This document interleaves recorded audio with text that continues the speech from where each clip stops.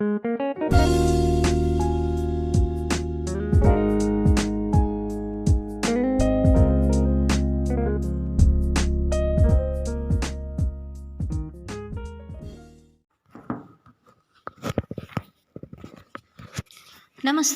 आज हम हिंदी साहित्य वैभव PU2 अभ्यास पुस्तिका वर्कबुक का आखिरी भाग अनुवाद देखने जा रहे हैं।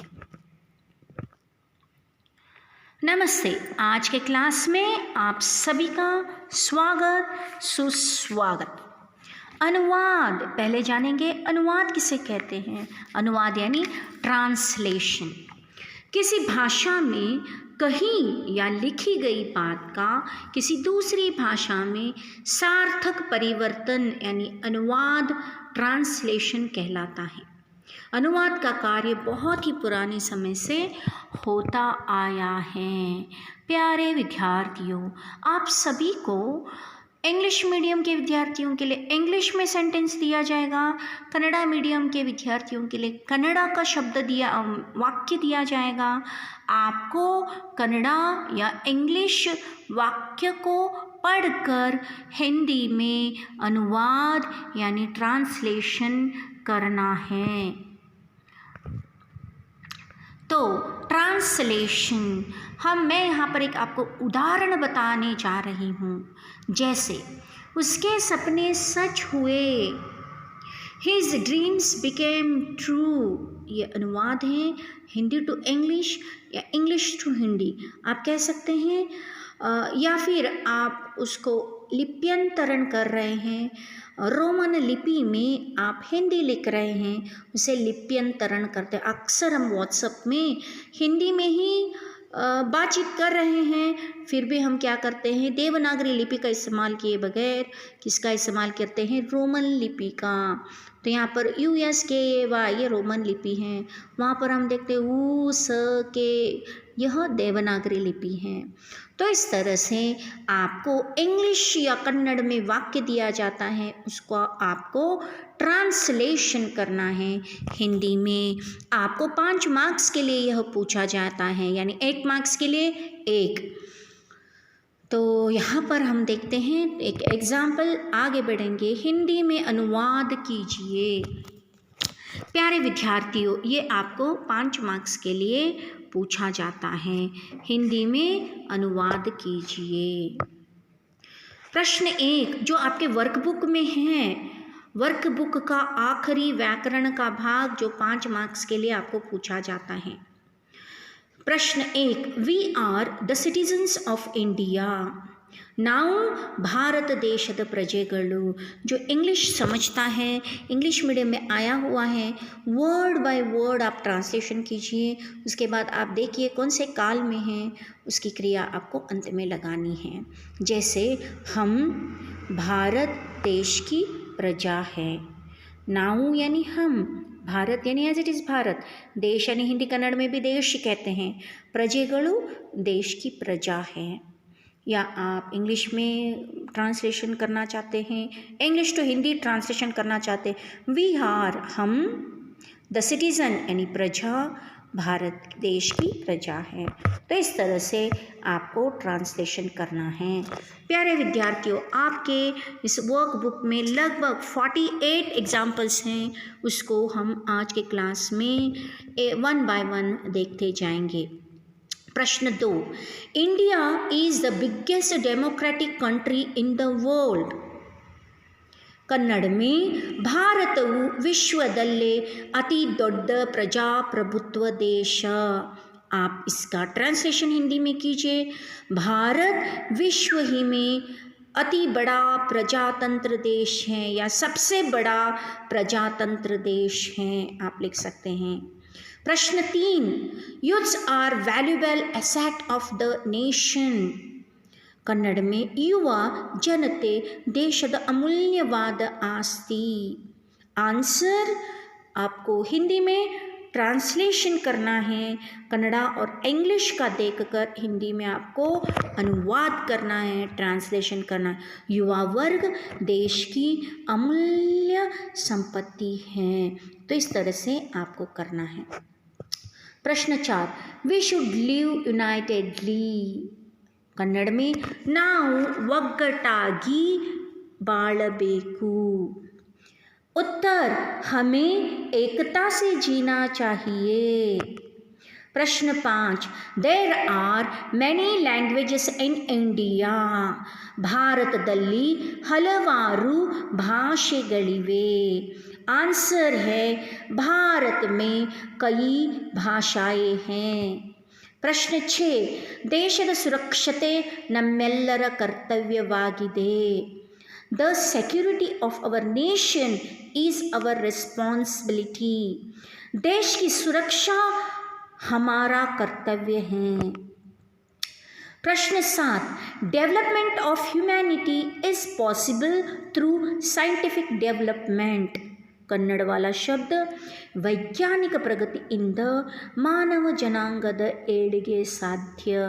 उत्तर, अनुवाद इन हिंदी, वैज्ञानिक उन्नति से मानव समाज की उन्नति साध्य है. प्रश्न 8, India is an agricultural country.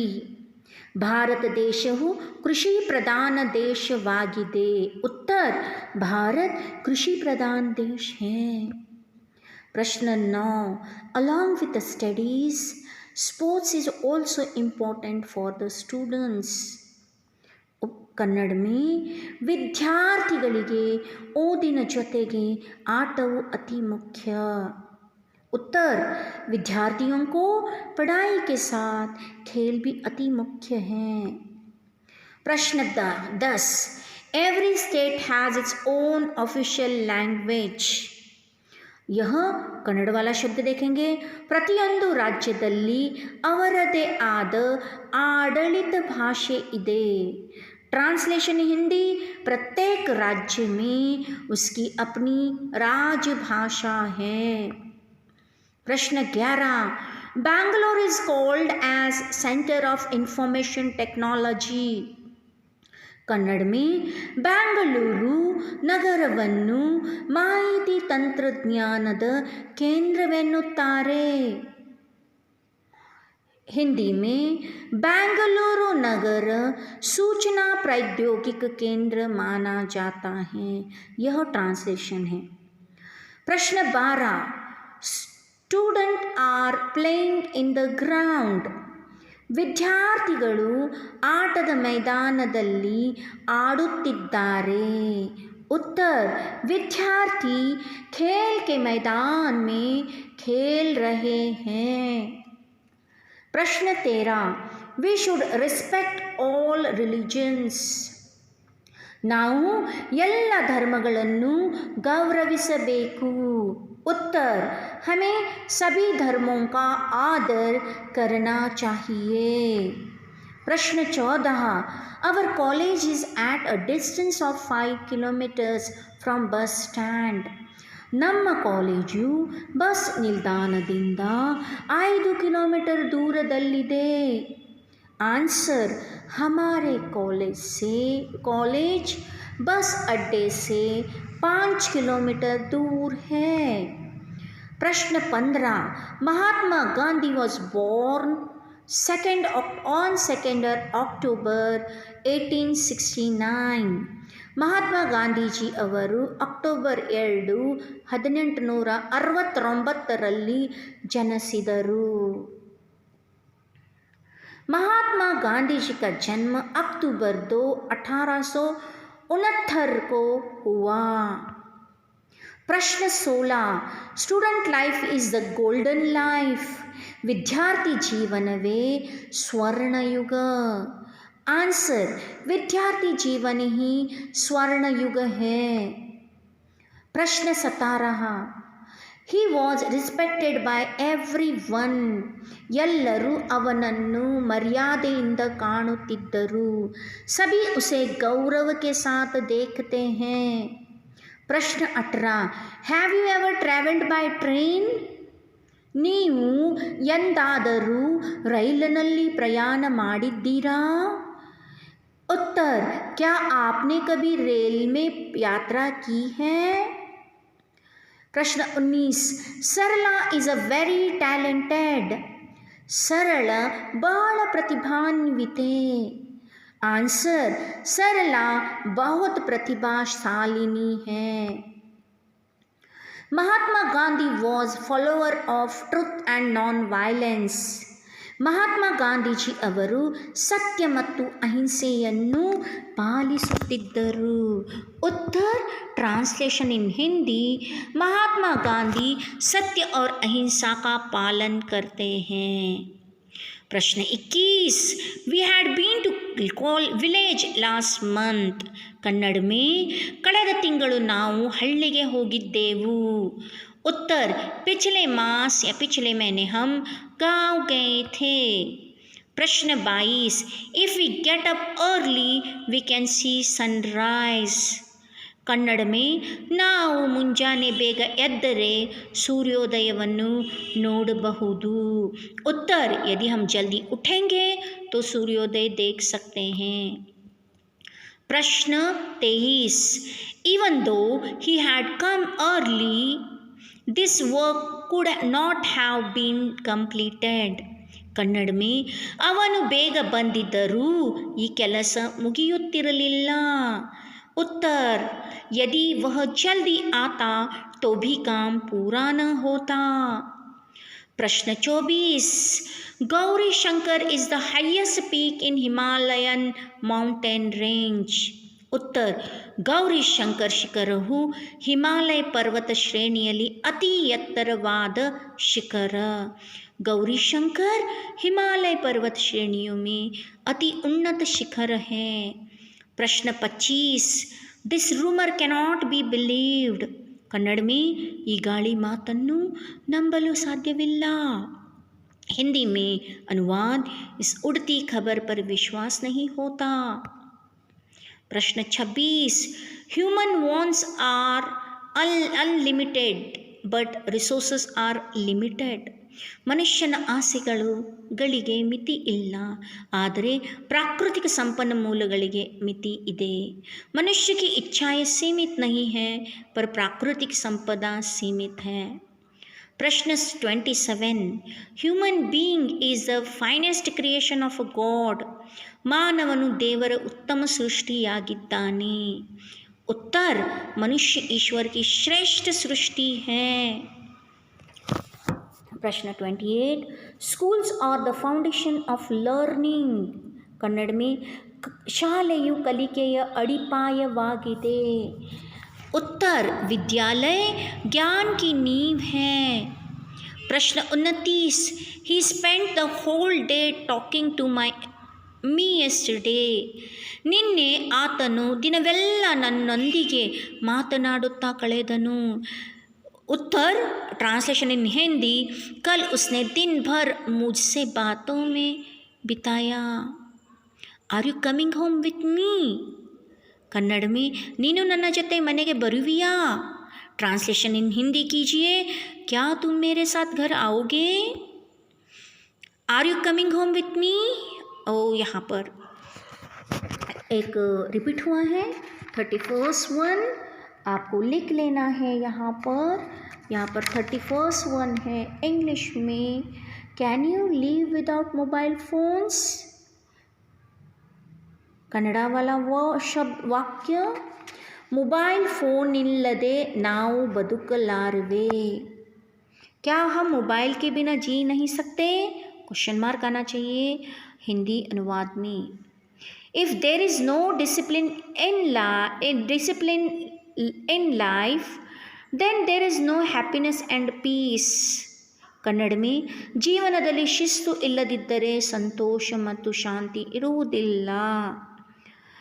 उत्तर, जीवन में अनुशासन के बिना सुख प्राप्त नहीं कर सकते. One cannot get happiness merely by acquiring money. ಕೇವಲ ಹಣದಿಂದಲೇ ಯಾರೂ ಸುಖವನ್ನು ಗಳಿಸಲಾರರು. उत्तर, सिर्फ धन से ही कोई सुख प्राप्त नहीं कर सकता.